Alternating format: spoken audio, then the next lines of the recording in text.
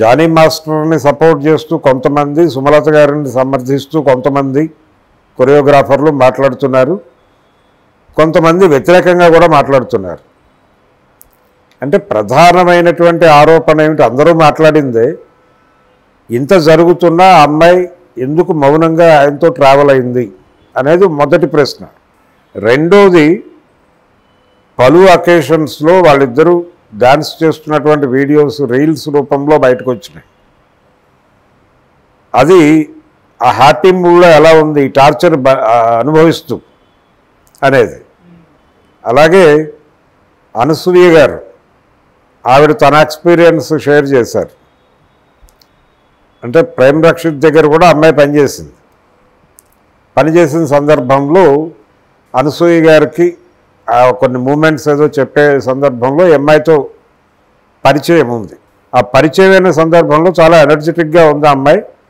ఇంత పెయిన్ ఉంది అమ్మాయి జీవితంలో అనేది అర్థం కాలేదు అంది ఆవిడ.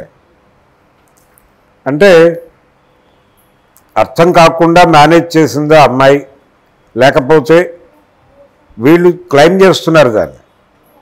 ఇన్ని అకేషన్స్లో అంత హ్యాపీగా ఎలా ఉండగలుగుతుంది ఆ అమ్మాయి నిజంగా పెయిన్ ఉంటే అని ఒకటి, అదొకటి ఎస్టాబ్లిష్ చేసింది ఆవిడ ఇంటర్వ్యూలో సుమలత గారు. ఇన్ని గందరగోళాలు ఉన్నాయి దీనిలో. అంటే ఒకటి, ఆ అమ్మాయి ఓపెన్ అవ్వాలి, ఓపెన్ అయ్యి ఈ ప్రశ్నలకు సమాధానాలు చెప్పాలి. అలాగే జానీ మాస్టర్ కూడా సమాధానాలు చెప్పాలి. ఇప్పుడు జానీ మాస్టర్ ఎలాగో కోర్టుకు వెళ్తాడు. కోర్టుకు వెళ్ళిన తర్వాత ఆయన ముందు రెండు మార్గాలు ఉన్నాయి. ఒకటేమో కన్ఫెస్ అవటం, రెండు కంటెస్ట్ చేయటం. కన్ఫెస్ అవుతాడా లేకపోతే కంటెస్ట్ చేస్తాడా అనేది మనకు రేపు ఎల్లుండిలో తేలిపోతుంది. కంటెస్ట్ చేస్తే ఈ కేసు ఏమి ఇప్పట్లో తేలేది కాదు. ఎలాగో వాయిదాలు పడుతుంది, ఆయన బెయిల్ తీసుకుంటాడు. ఛార్జ్ షీట్ పెట్టడానికి ఒక 90 రోజులు టైం ఉంటుంది. ఉంటే 3 నెలలు జైల్లో ఉండాల్సి వస్తుంది. ఆ తర్వాత అయినా బెయిల్ మీద రిలీజ్ అవుతాడు ఆయన. రిలీజ్ అయిన తర్వాత ఆ కేసు ఎప్పుడో ట్రయల్ జరుగుతుంది. ఆ ట్రయల్ జరిగినప్పుడు ఆ అమ్మాయి తన దగ్గర ఉన్నటువంటి సాక్ష్యాలు, ఈయన తన దగ్గర ఉన్నటువంటి సాక్ష్యాలు కోర్టు ముందు ఉంచుతారు. కోర్టు ఎవరి దగ్గర మెరిట్స్ ఉన్నాయో చెక్ చేసి ఆ మెరిట్స్ ఉన్న వాళ్ళకు అనుకూలంగా జడ్జిమెంట్ చెప్తుంది. అప్పటి వరకు ఇది కొనసాగుతుంది. అయితే ఈ రకమైనటువంటి ఆరోపణలు వచ్చినటువంటి కొరియోగ్రాఫర్ జీవితం, అతని కెరియర్ ఏమైపోతుంది అనేది ఒక డైలమా. గతంలో ఇలాంటి ఆరోపణలు వచ్చినటువంటి సలీం మాస్టర్, ఆయన కెరియర్ అంటే ఇది కాదు గొడవ. అంటే సెక్షువల్ హెరాస్మెంట్ అనేటువంటి వ్యవహారం కాదు. ఆయన నేరుగా ఒక మర్డర్ కేసులో ఇరుక్కున్నాడు. ఆయన ప్రాపర్టీ ఖాళీ చేయించేటువంటి ప్రయత్నంలో భాగంగా జరిగినటువంటి ఘర్షణలో ఒక వ్యక్తి చనిపోయాడు. ఆ కేసులో A1గా సలీం గారిని పెట్టారు. దానిలో ఆయన జైలుకి వెళ్ళి రావటం, తర్వాత ఆయన కెరియర్ సర్వనాశనం అయిపోయింది. చివరికి ఏ పరిస్థితికి వెళ్ళాడంటే ఆయన సినిమా పరిశ్రమ విరాళాలు ప్రకటించాల్సి వచ్చింది ఆయనకి.